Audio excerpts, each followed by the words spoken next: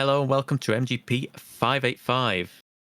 It's me, Pab, and it is good old Sheepdog with me tonight. Say hello. Good old Sheepdog. Hello, Pabby. How you doing? I'm all right. It's a what? I mean, how long ago have we done these now? Just me and you. I don't feel like it's been a little while now. Yeah, it was probably summertime, I think, was the last time we did one, maybe? I did one with Anna recently. Just me and Anna, which is a rare Yeah, very combo. rare. I don't think I've done just me and you in a while now. I think it was when they had like several weeks of trips and holidays planned, and yeah. Was it when they were moving? I bet it was when they were moving. That sounds right as well. Yeah, I think they basically had like trips and moving and a million and one things going on at once. So this time I think they're sat in their little cabin in front of multiple television screens. Yes. I did Kev's see reading that, and some I was sort of thinking, I'm fancy gonna have novel. Kev's gonna have. I'm gonna have something to say to Kev next week when I see him. He's got a week to relax and prep for game of the year stuff. He said he downloaded all these games, and then on social media he posted a picture of him reading a book. I'm like, wait, you're doing it wrong.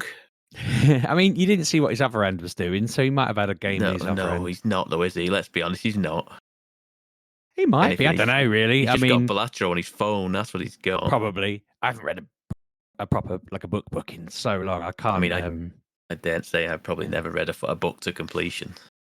I mean, I have. I used to read all the time. I'm not going to get on a whole tangent about reading, but like, I don't know. I think I just prefer shorter stuff now and reading a comic, and it's much more fun to kind of churn through big piles of them. I think once I started learning about comics and reading more of them, back when we used to talk about them on the podcast, it's kind of never left. I've got piles and piles of shame that I haven't read through, and they're just this year for Christmas. My family were like, "Do you want any books?" And I'm like, "No, please don't buy books because I really need to read the ones I've got." Yeah. I just need to. I really need to. Yeah, I'm the same. I don't really read anymore. That's the problem.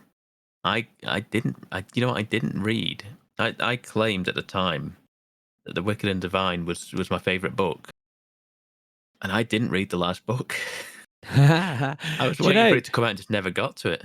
And I mean, I loved that, and I did finish it. But I also similarly was completely and utterly obsessed with Saga, and then it went on its hiatus, same. and I haven't touched it since it came back. Yeah, and I keep thinking exactly eventually I'll get them all and I'll read through them, but I genuinely don't know how many there are, how far through it is. It's funny, isn't it? I mean, I don't think either of us intended to go on a comic ramble here, but I haven't touched that so long. There's at least one, like, collected book omnibus, whatever they call them. Yeah, like a whole. There's at least one of them at this point, because I saw it and went, shall I get it? I was like, I think I prefer digital now. I prefer digital these days, just because I haven't got any room to. I've got long boxes full of books that I've either read or planned to read, and I've just got about 4 or 5 of them just sat around under the bed doing nothing. I'm like, I don't know what I should get rid of all of them, really, but I feel like a bit of a monster because I buy books and then I read them digitally, because I don't really want to hold the book and mess the book up or whatever. And I just think, right, well, that can sit on my shelf looking nice and clean and untouched, and I'll read it digitally. Which, I mean, for the person writing it, that's good because they're getting double bubble and buying it twice, but it is a very inefficient way to do it. I should just buy them digital the first time and get the ones I really like twice, I guess. But so I haven't got any for Christmas this year. I actually just had my annual "What on earth do I want? I don't know." I mean, annoyingly, my family told me to make a list in that, and I made it immediately. And I was like, "Yeah, I'm a freaking legend. This is the best record I've ever had on like a Christmas list." I've just rattled it all out in November, and then my wife was like, "I haven't bought you anything, and your list is sold out." And I was like, "What?" Oh. And everything had either been bought or was no longer available, which was only a couple of bits. But I was like, "Oh, okay, so that's good in one way, but bad in another." So I had to spend the whole of December panicking about what on earth I was going to get. And then yesterday I suddenly thought, Astrobot won Game of the Year. Why aren't I getting that? And then I was like, I don't want you. Yeah, I was thinking to myself, like, Ben will want to play it, but I don't want him to use my controller. So I just got a second controller. I thought I'll just get a second controller as a gift for me. But then it means other people can play games with me, and that's the benefit I get from it. And I just went down a bit of a rabbit hole, then adding stuff like that to a list, and then asking my wife if she wanted to order it, thinking she seems busy, so just ordering it all myself to her. So my presents were arriving in the post, all addressed to her, for her to just wrap and give to me. I mean, there you go. I'm not gonna. You better get some playtime in Sheepdog on that Christmas day. Oh, mate, I've been telling you since it came out. Yeah. You need to play this game, Sheepdog. Yeah. No, I know you, and you're gonna do it. You're gonna Baldur's Gate it again, aren't you? And no, play it I'm all determined. next year. No, I'm determined. So my plan between like Christmas Day and whenever we do our Game of the Year show is I need to fit in a proper play of that.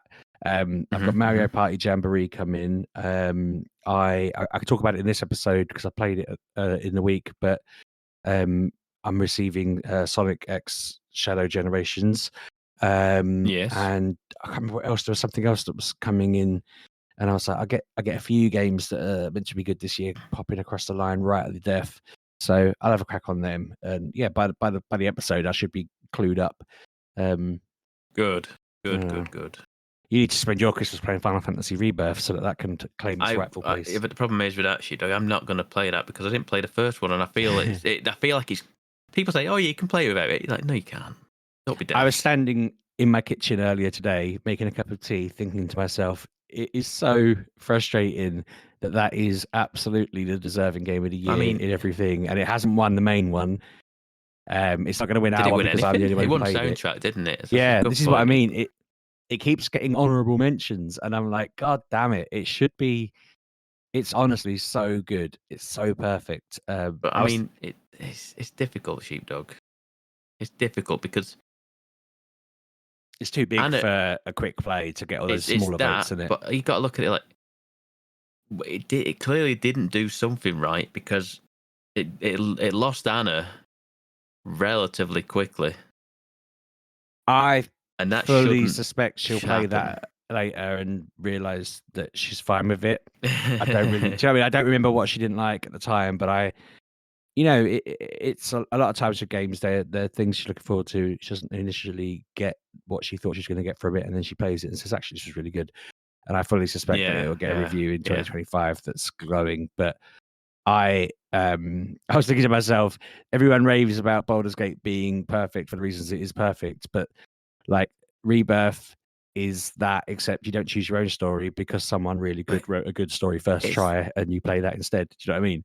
The problem is, Sheepdog, all I've heard from people about that game is that it's far too long and it's full of mini games that don't need to be there.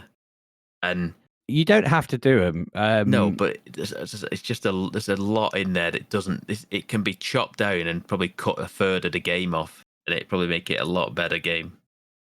That's the real complaint I've heard about that game. Yeah, well, I've responded to people saying stuff like that before, where I'm just like, I don't really. I think people were saying that the guys making the third one are saying that they have heard that and they're thinking, they'll try and fix that this time. And I'm like, don't make less game just because a few people didn't like how much game you made before. That's insane. Like, those people weren't at gunpoint having to play it. There was no, oh, you can't get the best stuff if you don't do this. Do you know what I mean? It wasn't like, oh, you can't get anything, you have to do this. It was just, there's stuff you can do if you enjoy it. If you don't enjoy it, don't do it. I think even in the original, there was only like a bit of the racing you had to do. I think that's part of the plot at one point. But yeah, I can't think of anything that they absolutely force you into doing. You don't ever have to play the card game if you don't want to. I got really hooked on it, but yeah. Yeah, a lot of people do like the Queen's Blood, was it? Yeah. So I feel like it's a similar complaint to what like Arkham Knight used to get with the whole you have to drive the car thing. And with that, I used to get that because it would have made sense to be able to skip them and fail through them automatically. A bit like how when GTA has the flying missions and they're really hard to control, but if you crash the plane twice, you get to just skip it. They should have given you that option. But I don't know. I don't think Rebirth is that bad for that kind of stuff. Maybe people just don't like that they feel obligated to do it when they really aren't obligated to do it at all. I feel like that's a lot of people. Is that a lot of people have that compulsion to, like, if you put something in front of me, I'm going to do it, sort of thing. And I'm the same. I always say I get to a certain point in games where I just kind of go, I don't care anymore. But initially, I'm like, no, I'm doing it. You put it in front of me, I'm going to do it. I'm going to at least give it a go. If I don't like it, then I'll stop what I'm doing. But I'm going to at least try every single thing that's put in front of me. I saw a lot of people complain that they didn't get past. They got to Act 3 of Baldur's Gate 3 and they just stopped playing because it was too overwhelming. And I'm like, I don't understand. Like, it's not even. I was going to say it's a discipline, but it's not discipline. It's just It's just filtering out stuff that you're not into, isn't it? It's just learning to go. I don't care. I'm gonna. So what I ended up doing. I admit when I looked at how much stuff there was to do in Act 3 of that, I was like, oh crikey. And then I just kind of decided I'm going to go and do this bit because I really want to know how this story goes. I think I just did Astarian's story. I went to the mansion to figure out what was going on with his story, and then once you sort of do that a couple of times, you start to whittle it right down, and there's only a few things left. And by the end, I mean, I don't know if I ever mentioned this, but by the end of me playing Act 3 of Baldur's Gate, I was looking at the map and I thought, oh, there's this like patch up the top of the map here in Baldur's, like outside Baldur's Gate that I haven't been to. I'll have a quick look at here, and it was the whole like final act of Shadowheart's story, and I'd very nearly missed it. Oh, That was literally the last bit I did of the whole thing before I moved on to the end. Basically, it was like I'd done all of the other side missions, and then I happened across like, oh, this is her people's little church sanctum thing, and I'd not even realized I hadn't completed her story. I just was like, oh, okay, and then I ended up spending about 3 days on that, doing maybe not 3 days, but I spent time on it. There's like a big fight in there that's good, and loads of story stuff in there that was good. But I was just like, cracky, I very nearly missed this just because I hadn't gone to a certain little patch of space that nothing told me to. But yeah, I think people just get overwhelmed by seeing lots of stuff to do, and I don't know. None of it felt egregious to me. It all felt really good. But then again, I guess if you haven't got the nostalgia for the old one, you're probably not going to give it enough of a not in a bad way. I'm not like criticizing people for that. I just mean like you're not going to give it a bit of an extra go, are you? You know, you're going to kind of look at it, go, not my thing, and leave, aren't you? exactly. That's but yeah, indeed. I was just lamenting the Game of the Year bit on that, but then I was thinking to myself, I don't know what to expect this year because, like we said last time, a couple of them kind of already going to be in the final run, like Balatro.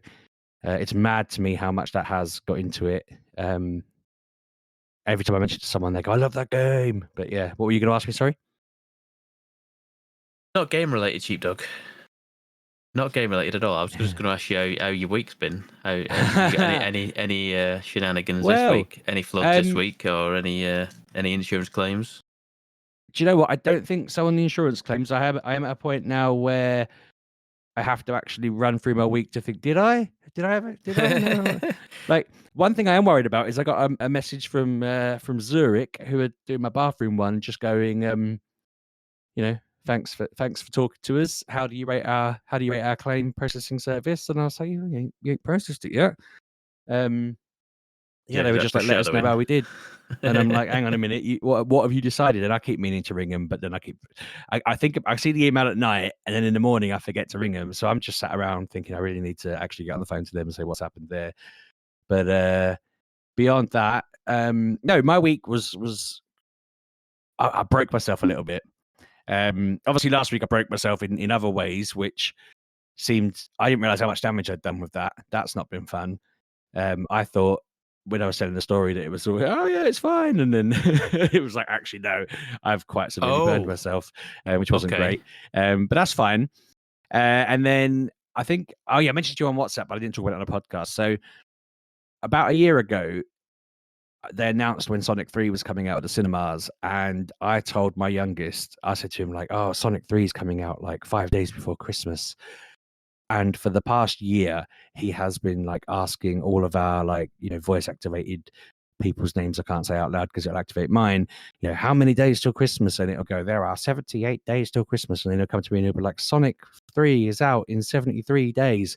And he has been counting that down for months. So before I had run out of energy and was like signed off and everything, I had emailed Paramount telling them about this, saying, my son is absolutely obsessed with counting down the days to this film coming out. He's so hyped. Like, he's absolutely in that kind of bracket where he's 7 and he's obsessed with Sonic. He's obsessed with all the characters. Yeah. He's so into it. And I just thought to myself randomly that day when I emailed them, I was like, is there any chance that when you come up with your like screenings for the film, when you're either like testing it or pre-release for the reviews or press or whatever, is there any chance we could come along? I was like, here's some of my credentials for why it would be kind of useful. Maybe these would be justifications. I was like, I do a gaming podcast, I do SEN stuff, and they replied. I was quite surprised by this. They replied, we actually have an SEN screening on the 14th. If you'd like to come along to that, it's a press screening for SEN people.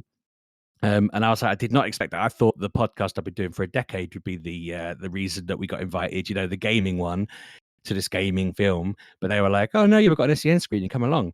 So I didn't Can I ask tell. what that means? Yeah, I'll get to that in a second. So it's like Okay. it's a screening designed, to be accommodating. I didn't tell him straight. I told Ollie straight away because I was excited, and then I thought, I should probably get the tickets before I tell them. They bloody left it till the 13th, the afternoon of the 13th, and then they suddenly went, yeah, so the tickets are here. It's in Leicester Square. And like I'd been telling Mrs. Sheepdog, it's probably in Leicester Square, right? It's a pre-screening. It's probably Leicester Square. But we had no idea. It could have been anywhere. It could have been anywhere in the country. But I hadn't told Ben. And then I got the email. It's tomorrow. The screening starts at 10. The doors open at 9:30. Come early because we've got loads of stuff on before the film. So I'm like looking up the details, and we had to get up at like 5:45. I think it was 6:30 we got up, and we had to be out by 7 to get on the train. And as I've kind of touched on quite a lot for the listeners' benefit, I'm not well. I am knackered at the moment. Like I am sleeping probably like 18-hour days worth of sleeping at least, possibly more. Today more for sure. I've been knackered. But I spoke to my family and I was like, we have to get up early tomorrow. And they were like, okay. And I thought, well, you know what? I've slept so much. It probably won't make any difference to me at all. It will not matter how tired I am or whatever. I'll just get on the train. I was a bit hyped about going down there. We told Ben he was wearing his Sonic and Shadow t-shirt, jumper that he's got. He was so hyped. He was jumping all over the place. It was brilliant. We got down there, and when we joined the queue, we were at the front of the queue, and the bloke said to me, he was like, how many of you are there? We were like 4, because my daughter didn't come. And he was like, oh, that's 4 times more than we had the last time we did an SEN screening for another film. And I was like, what do you mean? He said, well, last time only one person came, and he had to do all of the activities on his own and sit in the cinema on his own and watch an entire film on his own. And I'm standing there thinking, that sounds like heaven. That sounds so good. Whereas he was like, the poor bloke was so uncomfortable. And I just thought, I mean, I would have gone with it. It was fine. Someone else was queuing up for there was like a later screening for press in general, but he had like 4 kids with him. And he overheard and said, can we just come to that one then? If that's like the slightly more accommodating one, can we not just come to that? So they added him to the list. And then I think 2 or 3 other families joined it. Which is in the queue, it felt like there was probably 5 families. And then I think 1 turned up just after the film had started. But in the actual foyer, it felt like it was heaving. I feel like there's probably got a lot of staff there.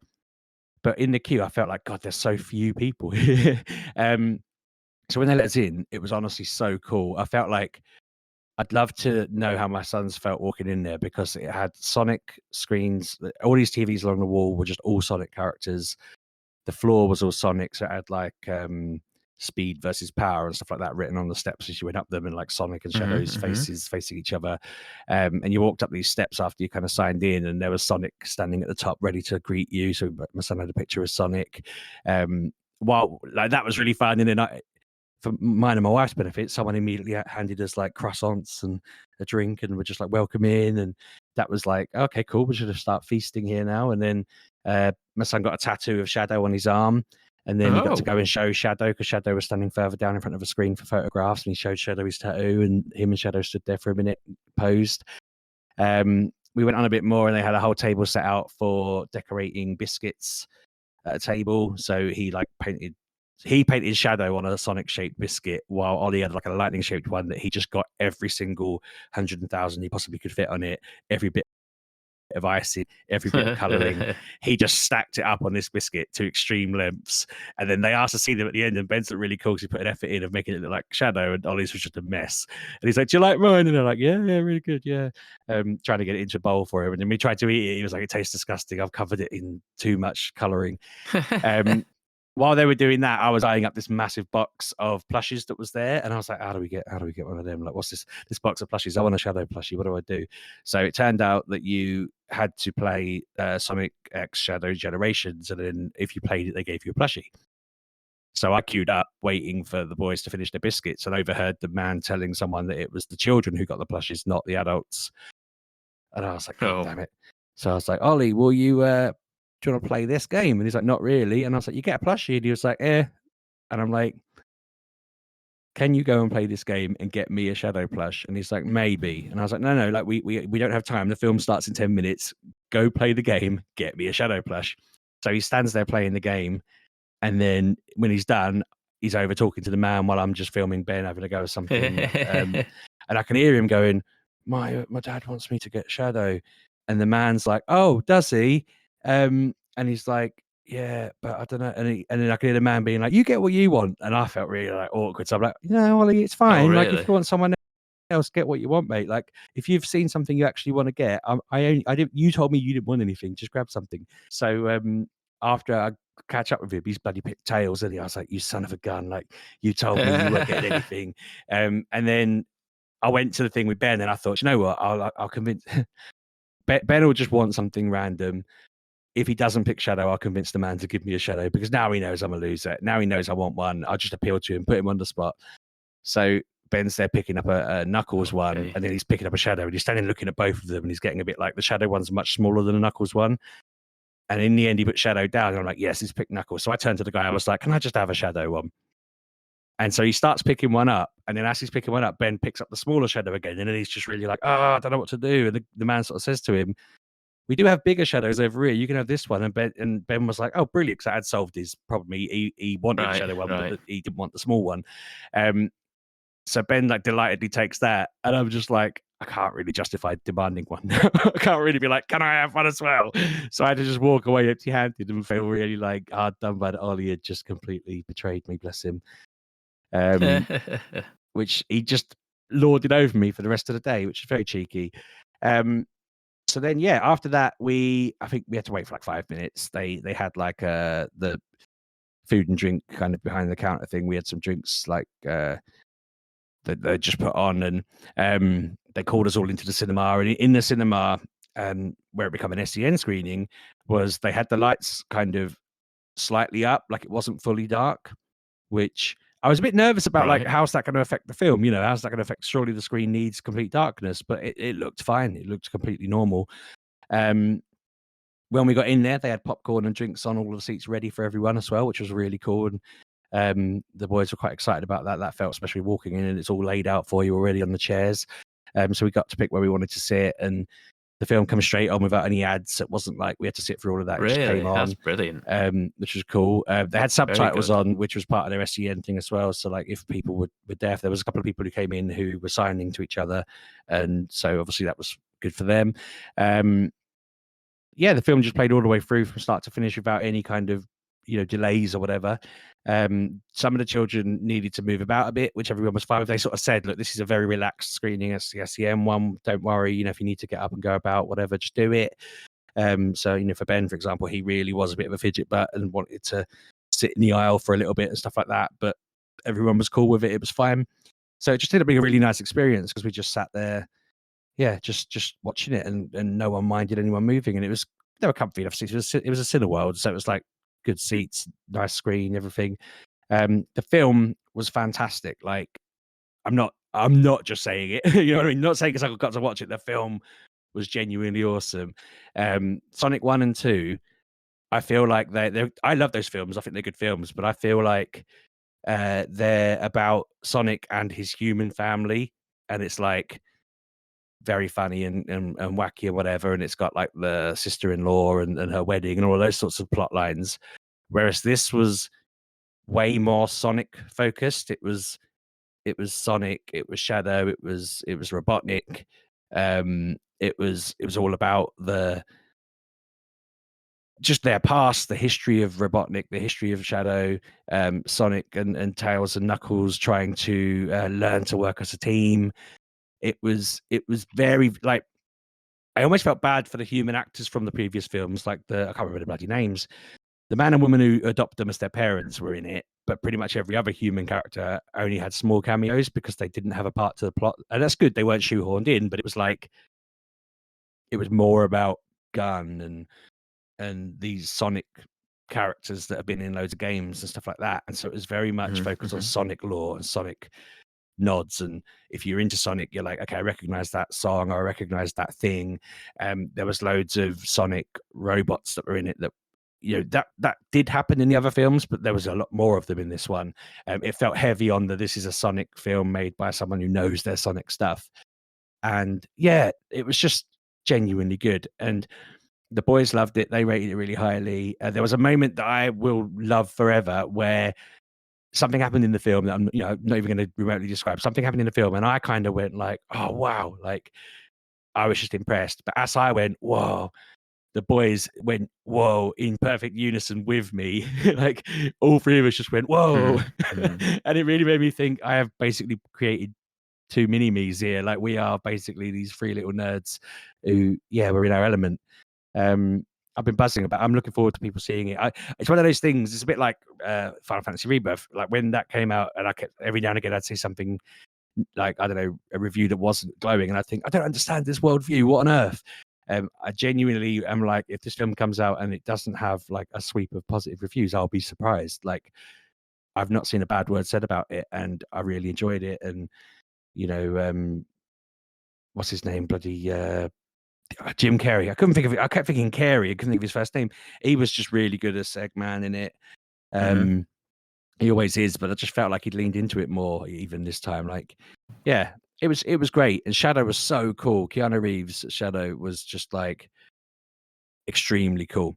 But yeah, that's the main thing. You asked what I've been up to this week. That was the main thing I'd done. I was then knackered for days afterwards. As I mentioned, I played Sonic X Shadows Generations. That's a game that looks so pretty. It is so cool. It controls better than the old one did, and the old one wasn't controlling bad. I didn't realize that it is the old one remastered and then a whole new game focused on Shadow. Yes. I thought it was just Shadow thrown into the old one with a bit of extra story, if that makes sense. But it is essentially like they made Shadow Generations as a game, and then they were like, this will sell better if we have Sonic Generations remastered alongside it, which is a bit like that Bowser's Fury thing they did with Mario. Yes, a lot of people have said that. Yeah.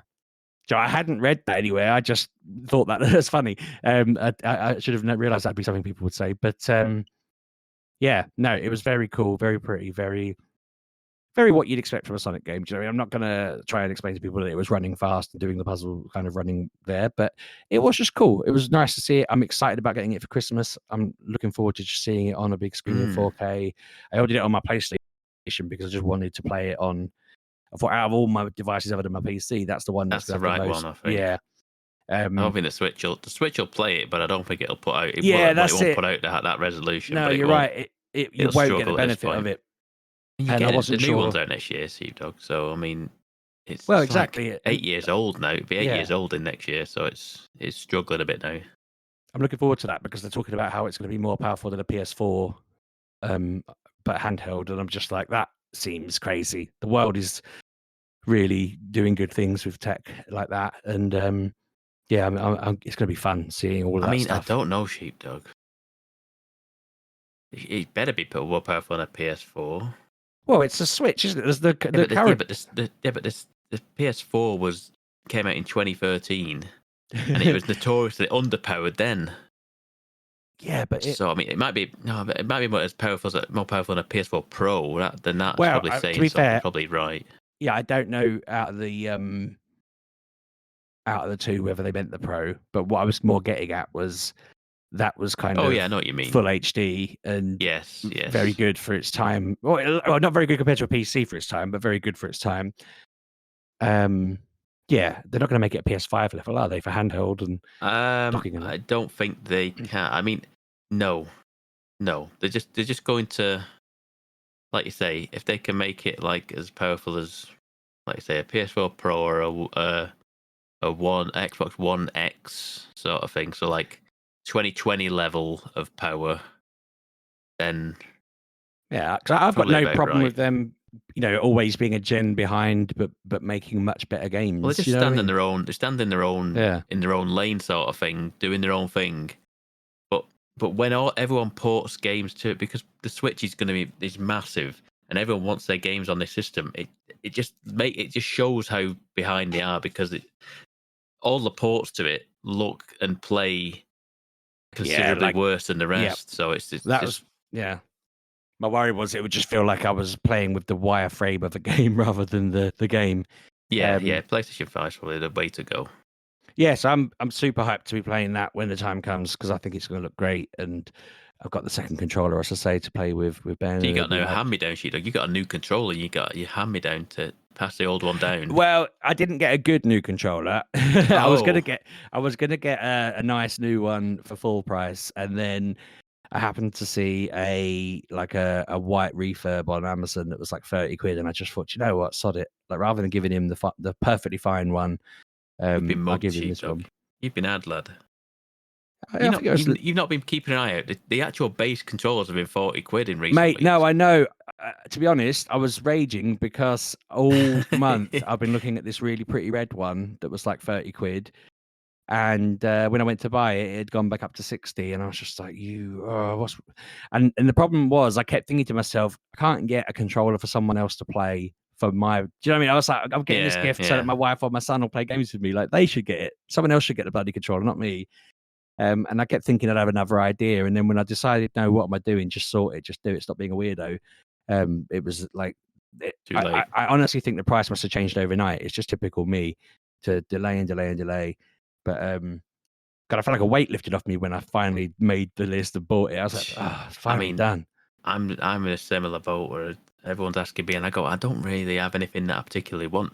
The only things that I want are silly money, like not silly money, but you know what I mean. No one's buying me a PS5 Pro. And I don't overly want one of them. I'd like one of them, but I don't need one. You know, if 700 quid, I was like, I don't need. I'm not buying myself one. I don't want one of them. That's the thing, isn't it? You only want to get something gifted to you that you wouldn't buy yourself, and you wouldn't spend 700 quid, but no one else will either. Yeah, same as like rich friends. The Meta Quest 3, and I was like, yeah, that'd be quite nice. I don't play the other one, but it's the newest model, and it's like, yeah, I know full well I wouldn't use it that much, but it's like it's one of them things that go, oh yeah, it'd be quite nice to have one of them, but I don't play the old one, so I don't need anything really. I asked Ollie about his Meta Quest. I said to him, other than Gorilla Tag and the Five Nights at Freddy's game that I'd got him recently enough, I was like, what have you actually played on this? He was like, I think he named like one game. And I was like, so you've had this for a year and you've played the same, one game, because you only got the Five Nights game in October. I was like, you basically played Gorilla Tag on it exclusively for an entire... And he was like, I like it. And I was like, yeah, but have you not considered playing other games in it? But when I looked through the store, I was like, I don't actually know what he's missed out on particularly, you know? Like, it's hard to say, because Gorilla Tag is very popular. Like, same with my nephew. He plays pretty much that exclusively on the Oculus, and it's one of them. It's free to play. It's multiplayer. Yeah, it's just got hundreds of kids in it all the time. Yes, exactly, and that's the attraction to it. I don't feel like they're all wanting to play Tetris Effect in VR, or I mean, mine's a Beat Saber machine. I only play, but I have all the DLC for Beat Saber and just play it Beat Saber. He did say he wanted Beat Saber, but I said to him, well, where would you play it? You'll end up smashing the house up. Maybe he wouldn't, but I'm just convinced that I don't know where he'd play it. I mean, he's still in the same sort of place as he'd play Gorilla Tag, to be fair. You still swing your arms around in there. You literally stand still and just swing your arms back and forth. You don't really do anything else. The amount of times he has smashed his arms into the wall and then got really upset. And it's like, the wall didn't move, mate. Like, you know where the walls are. I don't know what to tell you. Like, I'm sorry, but he gets really wound up. The wall didn't sneak up on you and get right up to you. I tried putting... So we bought our youngest a punch bag last year, where like one of those balls that you sort of punched on the... Yes, yeah. Pole, and I ended up moving that to where he kept it in the wall, because I was like, at least I need to hit that instead. But he kept walking into the bar and getting upset that I'd put it there. I'm like, wait, I can't win. Tricked him. But yeah, that was the only thing. He said Beat Saber was one where he was like, I wouldn't mind playing that. Yeah. It's mad, isn't it? But he does call it. He's like, I want to get some exercise in, and he starts jumping around in Gorilla Tag. So I'm like, okay, whatever works for you. You know, it's definitely got value for money in terms of the hours he's used it, but I personally, like, I couldn't see any games in there I'd want to play at this point, which is good because it makes me feel really ill when I go on it anyway. But yeah, no, I don't. It's weird that it still doesn't. Even though we're on the third meta, there isn't like a must-have game that you go, oh god, I need to get onto this platform. There is a must-have game, Sheepdog. It's called Half-Life Alyx. But is that good? If that makes sense, like, is it that much of a pull? Yeah, this is the problem. It's the one thing that you, if you're gonna get one, you should play it. But you don't, like I say, I've played maybe a couple of hours of it and gone saying, I keep saying I should go back to this, but I never do because it's a faff to get to. It's probably easier now because of the whole Steam app built into MetaQuest these days. Whereas you used to have to used to use a cable and stuff like that and do it like through the PC. But it's all streamed this day through. So he's got that cable and he's never used it. And I'm like, you don't need it anymore, realistically. Especially with your high-speed internet, you don't need it because you used to use the Steam. What is it? There's a Steam app on there anyway. Now it just lets you stream all your games from over there. That's useful to know because that'll probably open it out through. If I tell him to get the Steam app on his, I don't know which games of mine might use it. Might have a mod or an add-on or whatever.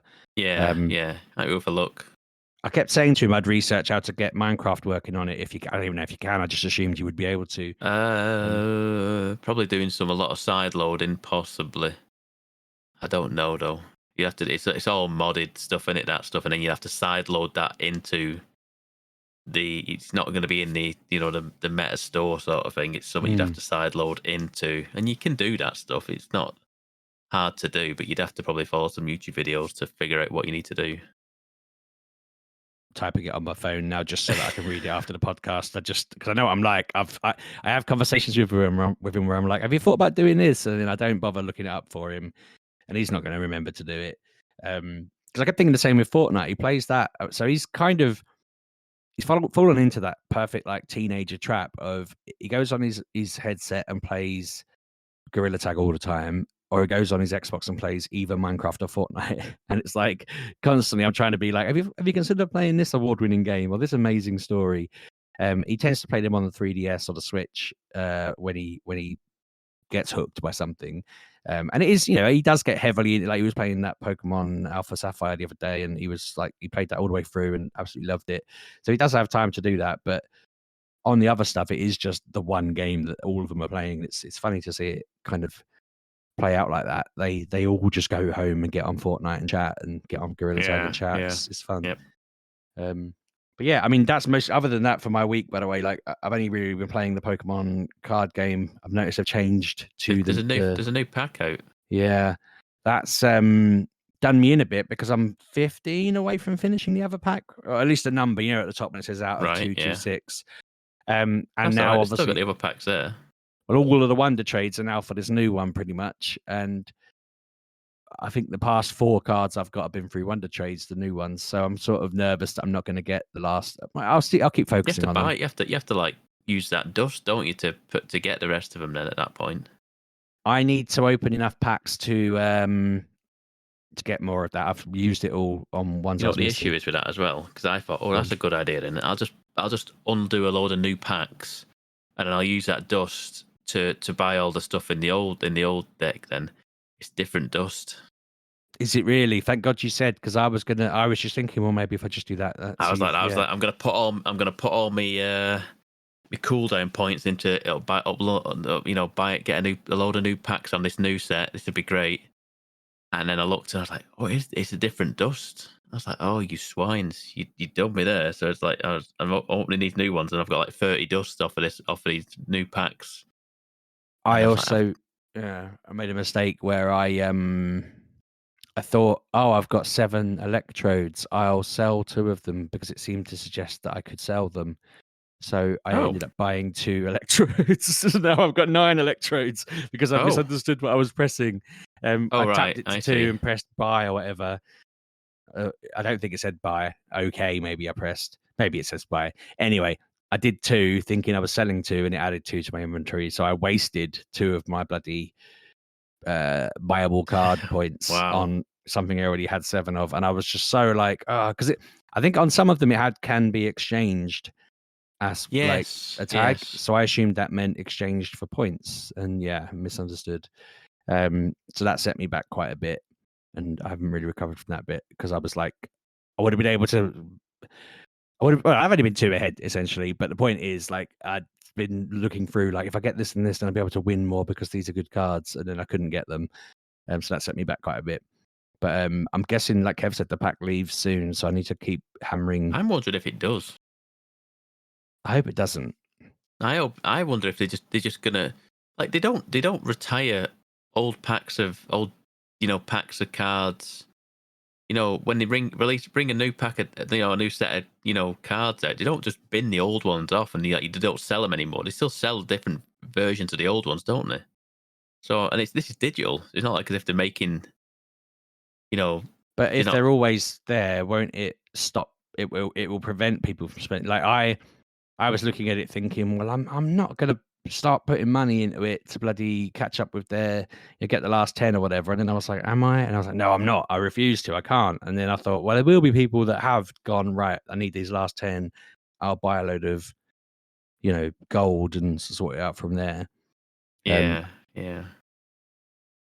I'm trying to be like, I'll just wait until I played it for a little while before I go into that kind of thing. Like if I run out of steam with it in like a month, I'll be glad that I didn't put anything into it. That's where I'm at, Sheepdog. I don't care. I get the packs that I get every day, and that's it. I do me wonders, and do me login, goals or whatever it is, and I'm on it for maybe 5 minutes a day, and that's it. I don't care. I genuinely don't. I don't care if I finish the decks or whatever. Yeah, I'm not in any rush, and if they go away, they go away, and it is what it is. I'm not bothered. I was starting to wane on it when I was trying to do multiplayer, and I was failing hard. Like I was getting destroyed every time, and then suddenly I've started winning, and I'm like, oh, okay, I'm not as bad at this as I thought. Back. Yeah, and so that's made it more fun because sometimes I decide, right, I'm going to go play some online games, and I'm learning from it because sometimes I'm like, oh, I've got this, I'm having this person on toast, and then they do 2 things, and I'm like, no, like, didn't see that coming at all. You've ruined me. So that's been fun because I've learned some really cool tricks that people have done to absolutely wipe the floor with me. And it's like, it's not jammy. It's just like, oh man, no, you really knew what you were doing. That's really cool. I enjoy that, but yeah, I still don't know where I'll be with it in January, February time. I think at the moment it's probably caught me as well in that a lot of the time when I sit down to play something that involves any kind of energy, I'm like, nope, can't do it. Like that Sonic thing I was talking about earlier with the film, I planned to put a video out at 2:00 today because that's when the embargo lifted, and I was recording a bit of like a narration to it, and I was so dead. I was like, right, no, I'll finish it tomorrow. But yeah, speaking of which, by the way, I suddenly thought I didn't mention, if you're listening on Saturday when this is out, the film comes out today.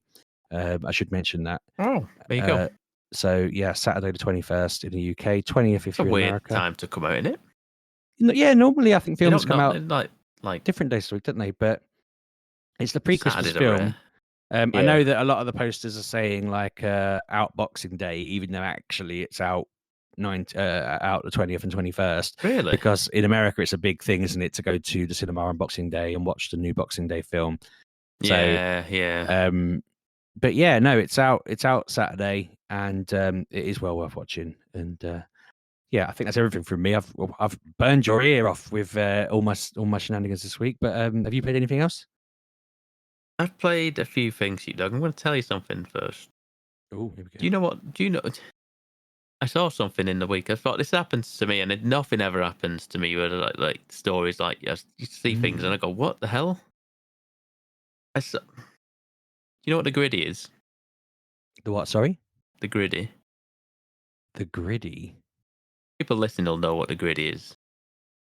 Go on. It's a dance move, or whatever it is. It's in Fortnite. Let's put it that way. It's in Fortnite. Yeah. And I was stopped at a set of lights on my way home from work one day, and this kid just came across and started doing the griddy across the road, and I was like, I was like, my eyes. I was like, I couldn't believe what was happening. I've never seen it in person. I've seen it in Fortnite. And this kid is just like shuffling across the street doing the griddy, and I was like, yeah, I'm watching this, and I just looked it up quickly, and I went to Christmas play yesterday for my son's school, and Joe, I was so annoyed. Right, just as a bit of a tangent, we were there 45 minutes. Year 3, his class comes out, does their bit, 15 minutes and done. They go off out back.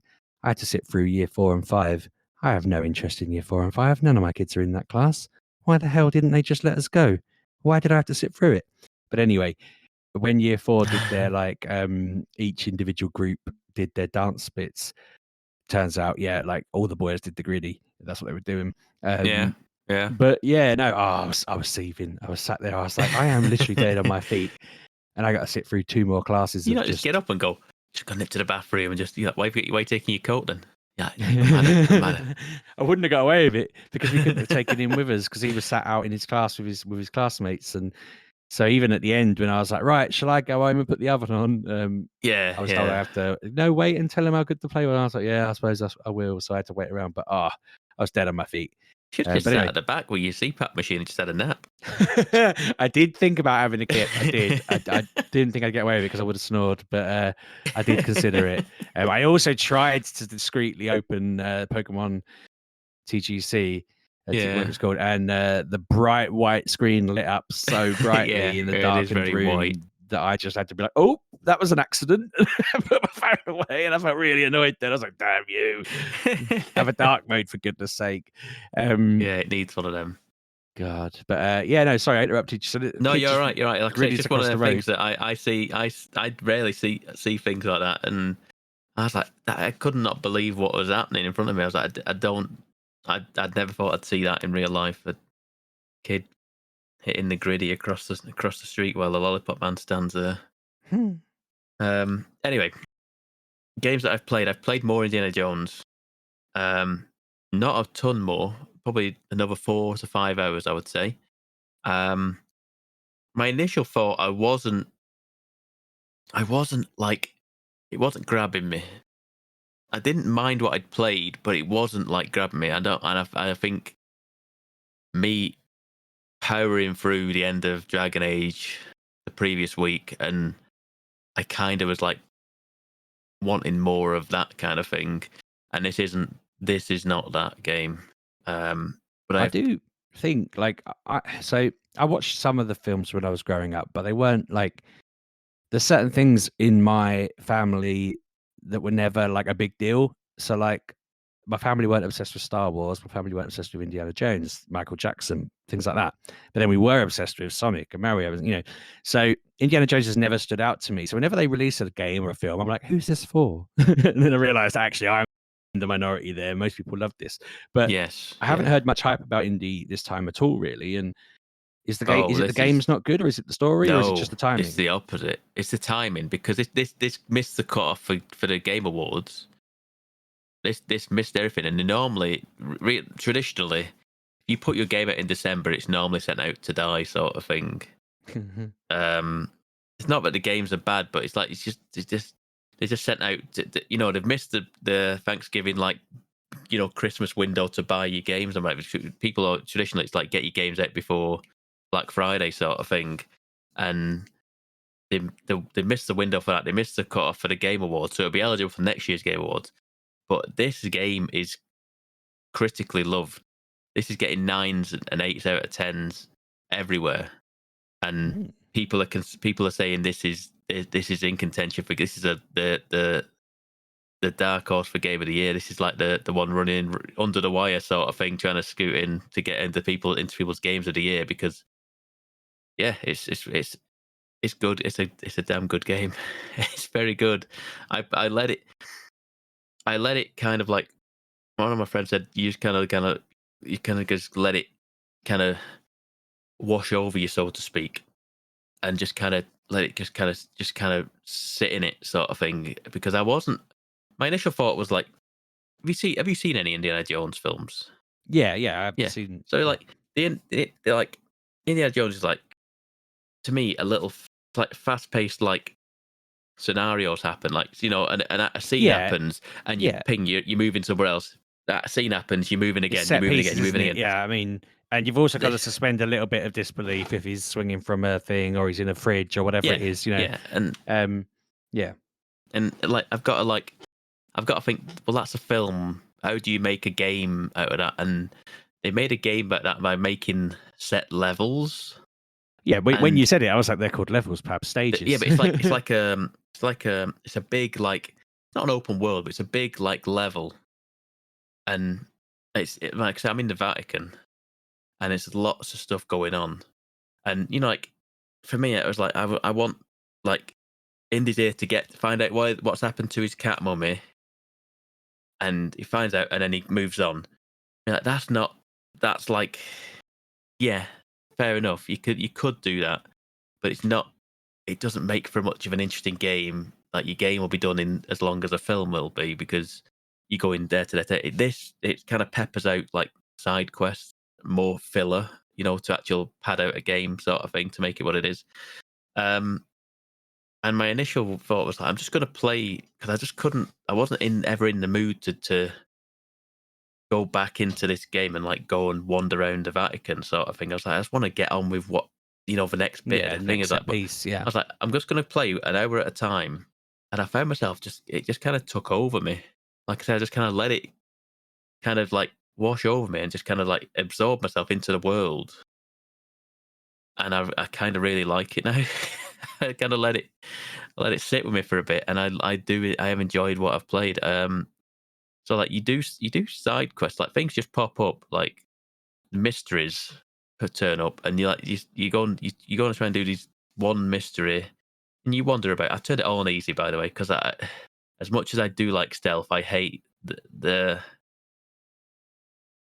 I don't know. I like the idea of stealth games, but I take them too not seriously. But yeah, go on. We've always had a thing on the podcast where we've all gone, I don't really like stealth. And then I realized that when I was playing, I mean, it wasn't quite stealth to like what a stealth game would do, but when I was playing Baldur's Gate, I was using the stealth moves all the time. I was always like invisibility and sneaking around was such a, and it's the same with the likes of Last of Us. I'd at least just stealth around that, and I'd feel so like I'd enjoy it. I just like the sneaking. But yeah, if someone said to me, "Oh, this game's a stealth game," I'd go, yeah. But that's the thing. I've come to terms with it. I like it now. Like Assassin's Creed and Horizon and what have you, or Hitman. I would sit in bushes just watching the patrol going, right, okay, I'm watching where he's going. I need to figure out where that one's going.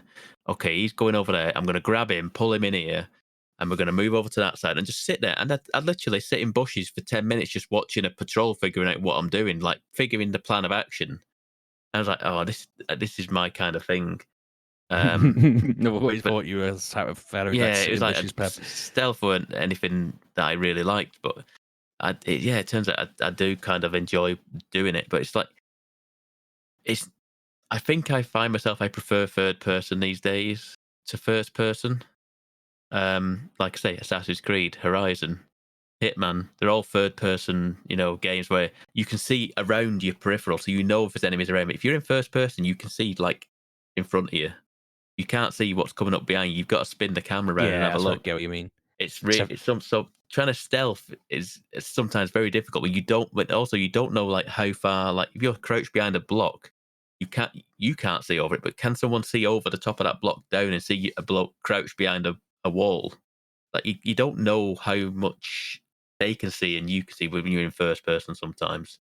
I feel like like I would always need like the Baldur's Gate when the floor's red and when you're standing in the red, that means you can be seen. But that would probably ruin a Hitman style game if that was making it too easy for you.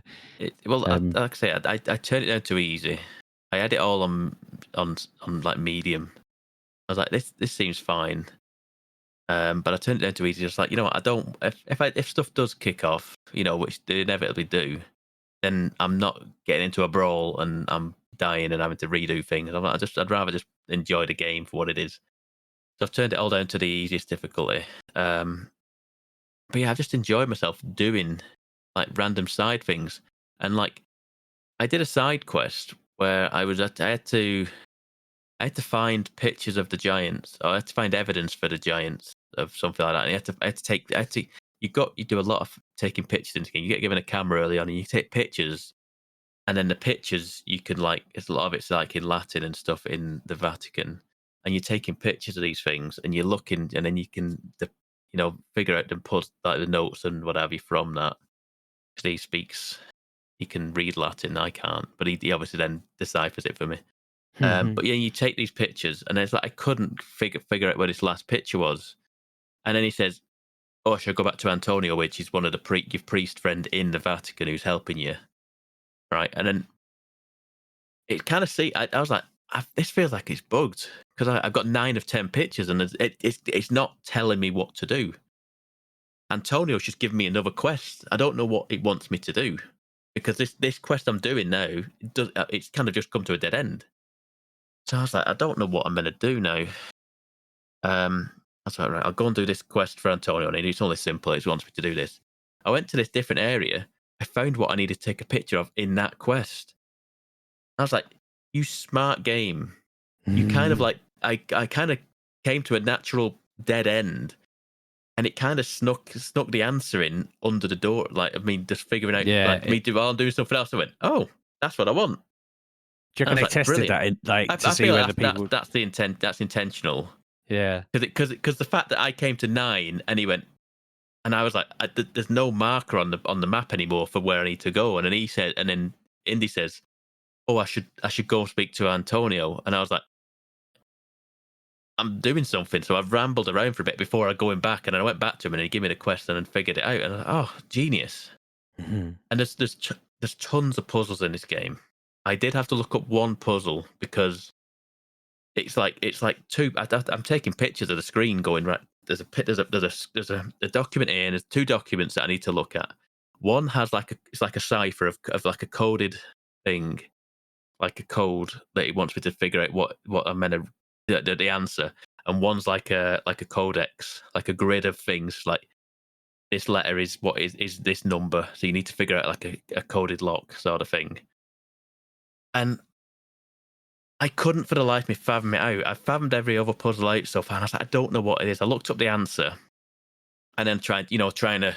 What I did was I got the answer and tried to work it backwards to try and figure out how they got there. I couldn't do it. I don't understand how they got that answer. I was like, I clearly don't understand what it wants me to do in this puzzle. So they're not all winners, but the majority of them that I've had, I've sat there and figured them out. I've done all there's very much puzzles where you push certain things around, you read some writing on the wall, you figure out what it wants you to do. Like I say, I've turned a big statue around to face the light. I've turned another statue to face away from the light, and it opens another door. And it's like these are lots of like tomb puzzles and stuff like that. That's been quite like satisfying doing that. And yeah, I've just got to Egypt. I've literally done everything. I did everything, all the side quests I could in the Vatican. And then moved on with the main story. Fought a big giant fella, and then finally met the main bad guy in it, some Nazi fella, and then it's always Nazis with India. It's always the Nazis, yeah. Well, it's fascists a lot. It starts off with fascists because you're in the Vatican, and Mussolini's in charge. You meet Mussolini at one point. He's there. And I love how this character fascists.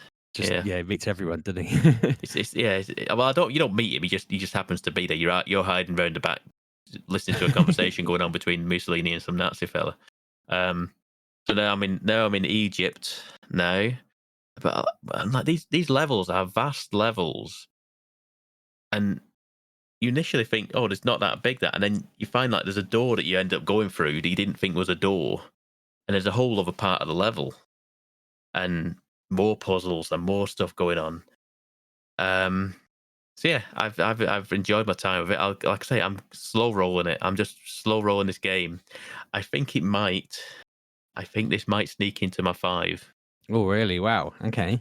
This might sneak into my 5. I mean, I've got Sheepdog. I've got about 11 on my list right now. When you put a message in the chat saying to us like you're trying to whittle yours down to 5, And I was just like, crikey. And then, as you noticed, when I messaged a few weeks later being like, is it 3 or 5 we need to come down to? Because I was thinking, how's Pab going to get down to 3? And I'm there thinking, Oh, I know. I've I'd stepped up struggle. a bit. I'd struggle getting down to 3 because I've got a solid 4 now, and I've got 1 to fit to put in the gap. Like I say, I've got 11. I know roughly my my 5, 6, and 7. I feel like it's a choice of about 3. I reckon that I'm going to slot into that gap. But like I say, I've got a shortlist of about 11 of what I've come down to, and I think this might sneak in. I really do.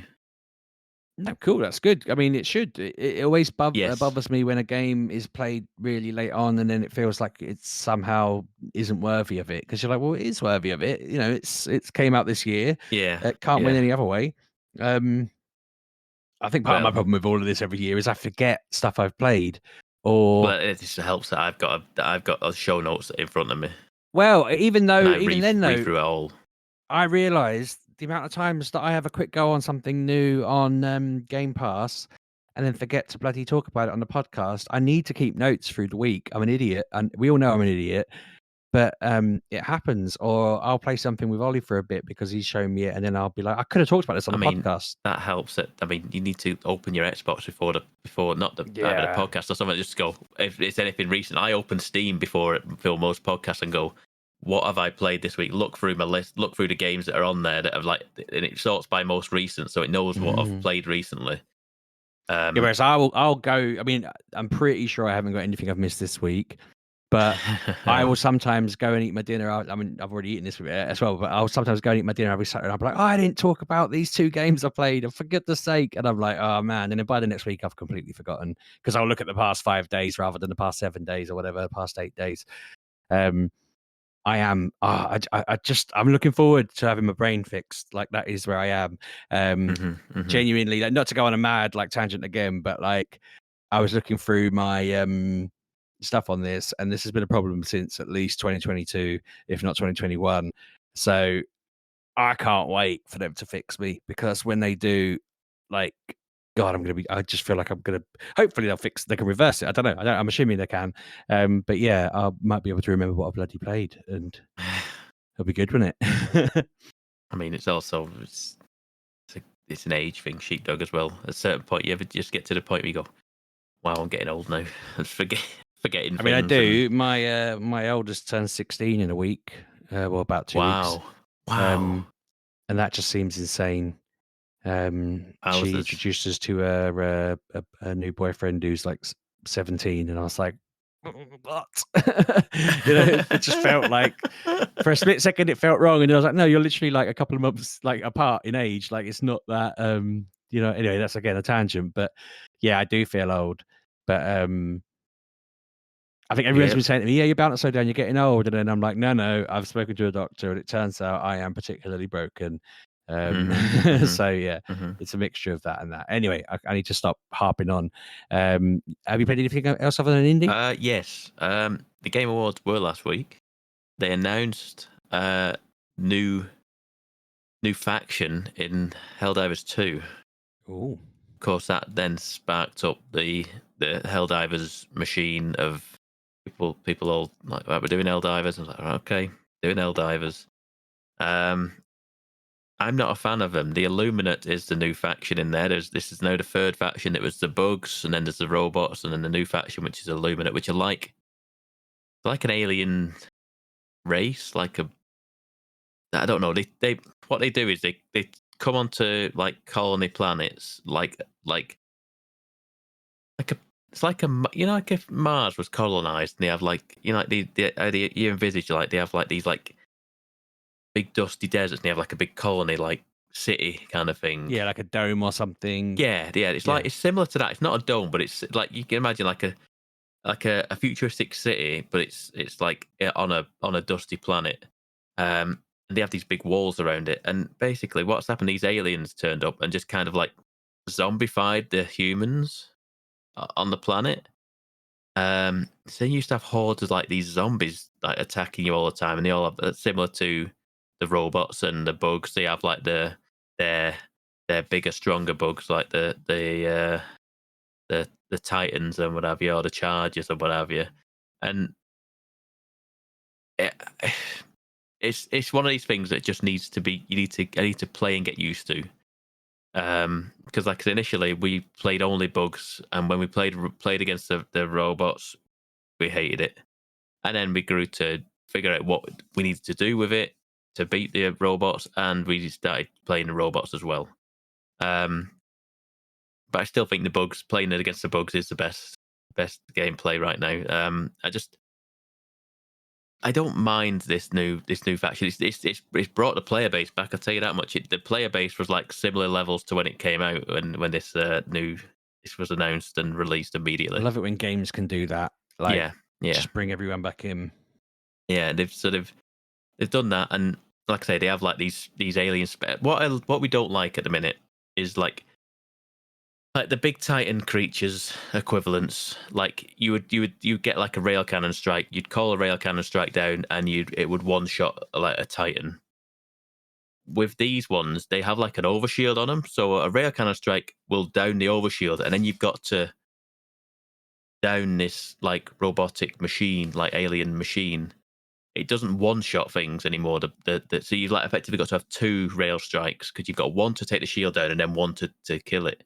And it's similarly with like the alien dropship, like alien ships that are on the planet. They all have like an overshield. You've got to take the overshield down and then blow it up. It's like an extra step in the process, and along with that, you've got hordes of like zombie-like humans all charging around at you as well. It's just a bit much, and I can see why they would do something like this to kind of like to give the hardcore something, a new challenge sort of thing. It's not run of the mill. It's not just a reskinned bugs sort of thing, like where you've got this is the big one, you do this with this thing and it does it. It changes it up a little bit, and it makes people think on the fly and have to change their way of doing it. And people will figure it out and will find the meta on what you need to do and so on and so forth. But so far, it's like I just want to go back to playing with the bugs, shooting the bugs. But we'll get used to it. I've also played some more Marvel Rivals this week. Trying out some different characters again. I haven't touched this, and I feel like I should. Like I just don't know why I haven't. It's on all the consoles, I think. It's on everything. Yeah, everyone's raving about it. It's a good game, but I don't know. You can play it solo. I just don't know. I can't see me ever wanting to play it solo, just simply because I don't know. I don't know if I want to queue up with just randos. You probably can do and just still have as much fun, but if you're playing, I was playing in like groups of 3 and 4, so you can actually communicate better. I think communication works a lot. I mean, to be fair, you can ping things in this, like something like Apex and Fortnite and what have you. So you can ping enemies, and so people can see what you're doing if you're not communicating with them over a microphone. But yeah, I've been playing more of it. I'm enjoying more of it. I've been playing. I've played Doctor Strange now. Doctor Strange seems pretty good. Scarlet Witch seems pretty good from what I've seen and played a bit of. Who else was there? I know my friends speak very highly of Hawkeye. Hawkeye seems all right. One of my other friends loves the Punisher. Punisher seems a bit broken at the minute. It seems really powerful. He was having a good time with that one, just cleaning up. I was like the tank, shielding him.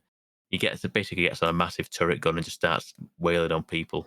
Mm-hmm. And I was just stood in front of him with my like, like my hollow shield in front of him, so he wasn't getting shot, and I was just protecting him, just keeping him covered while he was blasting away on this big turret gun. So I'll probably just play that every now and again. It's an alright multiplayer. It's an alright one of them. If you're looking to play something similar to Overwatch, but you're kind of done with Overwatch sort of thing. But it's there. There's a lot of cool skins in the shop. There's a lot of cool skins. They have all the movie skins in, the character outfits from the films. And you're like, that's but you know how much they work out at about 18 quid an outfit. You're like, that's absurd. That's too extortionate. Much. I'm guessing they don't do anything different either, right? Sorry? I'm guessing they don't add any features either, right? They're just skins. No. Effectively, I think like they come in packs, and they have like you'll have a spray and an emote maybe, but you could still use that emote with any skin that your character had. I was like, oh, I like that Scarlet Witch one. That's really cool. I was like, I'm not spending that sort of money on a one character skin. It seems a lot. Yeah, I find it a bit like Ollie spent a lot of time trying to convince me when they had My Hero Academia in Fortnite. He really wanted a skin from that, and eventually I was like, do you know what? Okay, fine, get one. And he uses it, but I'm also just like, I heard him immediately, like a month later. It was like not long later, being like, "Oh, there's this new thing out," and I'm like, "Mate, don't get hooked into it." Like, I'm not saying use this one forever and that's your one. I'm just saying like, there's always going to be one. So just accept there's always going to be one. Don't get sucked in, you know. Yeah. But I felt for him because he was a bit like, in Roblox they have I think they call them bacon hairs. If you're using the basic hair, it looks like bacon. Right. Ollie was trying to teach my youngest not to be a bacon head, just fixing his account for him so that he wouldn't stand out and all of this. And it's like, God, so these games have just got them all over a barrel, haven't they? And just being like, don't be a bacon head. Fortnite with like the defaults. She's like your default character, and I think they call them defaults. Yeah, but whereas I quite like being the default. I think it makes people think you're a noob. I mean, even in Pokemon, I do that. Pokemon Go, I'm still using the same person I set up on day one. I accidentally changed his pose the other day, and I quickly changed it back to no pose. I was like, no, he hasn't had a pose in 8 years or whatever. But I quite like just having the one that's that, because then everybody else changes theirs, and you look like you stand out because you haven't. Yeah, because you're still. Do you know what I mean? It's like no one else has that really. Yeah, exactly. Marvel Rivals, like I say, is one of them that I'll continue to pay. Whether I'll cave and purchase skin, I don't know yet. I've not seen any that, like I say, I like the Scarlet Witch one, but I don't really play a Scarlet Witch. If I find a character that I really like and the skin that pops up, then maybe we'll see. But as it stands, I'm not budging on that one. The only other thing I've played, and I've not played a lot of it at all, really, but I am intrigued. It's called Ballionaire. It's like Billionaire, but bullion for ball, like ball. Oh, ball. Ball, like Ballionaire. Do you know what pachinko is? Now you've I think so. Hang on, like a pachinko machine where you have like the you drop it like a disc in, you drop a ball or something into that, and it has like the little like pegs, and it pings all the way down to the bottom. I have no idea how they work, but I see them in anything that's set in Japan, have them. You know. Yes. So imagine Balatro, but it was a pachinko machine.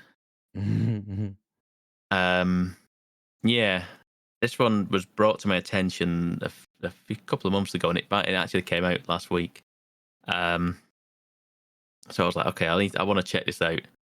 And it is again similar to like you have like a certain goal you've got to reach, certain score you've got to reach before you move on to the next level, sort of thing. And as you like drop the ball down, it hits certain things, and then it creates either multipliers, or it can do certain things, such as like some like objects. You basically you unlock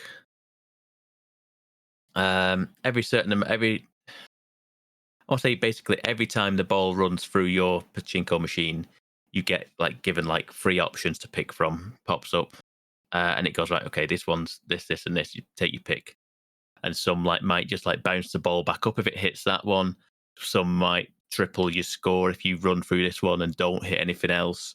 Some might give you multiple balls at once, and it has more chance to hit all the way through. So then you're setting up your pachinko machine, you're putting these items in the pachinko machine, and planning like how to basically have like the ball go through like a multiplier, but it's like, and then it hits something else to ping back up, and then it hits it again, so it multiplies it again, and then you go through the cycle. So you have like a certain number of drops through the machine until you've got to reach this certain score. And then you move on and you do it again, and then if you don't reach it, you lose. It's a roguelike, Sheepdog. It's a roguelike. So you run through it, and similar to like Balatro is, and many of these other similar ones that I've talked about this year that are like run based, where you feel like if you told me that I would be into playing games where you basically have to start again every time, or that kind of thing, I'd be like 5 years ago, I'd have thought you were mad. But like, I do quite enjoy being just like, right, okay, start again, let's go. This time we're gonna do it. Well, it's good. It's like like the instant, like you can just jump straight back in and you go in again. And if the gameplay's fun, why wouldn't you just go again? That's the key. I feel like you've got to have good, fun, like replayability, and it's got to be snappy as well. So you don't want to go through multiple menus and loadings to get back into where you want to be. Like, I don't need that. By the time you've done that, you're like, I can't be bothered. The fact that you're straight back in and it just goes and you're in it again is it works wonders. So it works on the Steam Deck as well. I've not had much chance to play it, but I've got it installed on my Steam Deck. So I'd like to play more of it on there. I'm gonna try and do it like just like a bedtime thing, just have a quick go on Ballionaire. So it seems fun. It seems fun for what it is. I don't know how much coverage it's getting, but like I say, I heard about it and I was like, okay, I'm gonna put it on the wish list, and then it pinged up. It's out, and I was like, I've got to see what this is. So yeah, seems all right. And other than that, that is your lot from me. Cool, busy one. Nice one. I don't know how we do the outro these days. Although I've been meaning to say for weeks that I keep saying I'm at Sheepdog 6K, and that's on Blue Sky, not Twitter. I've not been using Twitter. I jumped off it. I actually went on it tonight and I saw Nick had messaged me on Twitter about my audio, and I was thinking, I should probably tell people that I'm not on there. I'm on Blue Sky now. But Mgukpodcast is on both of them, isn't it?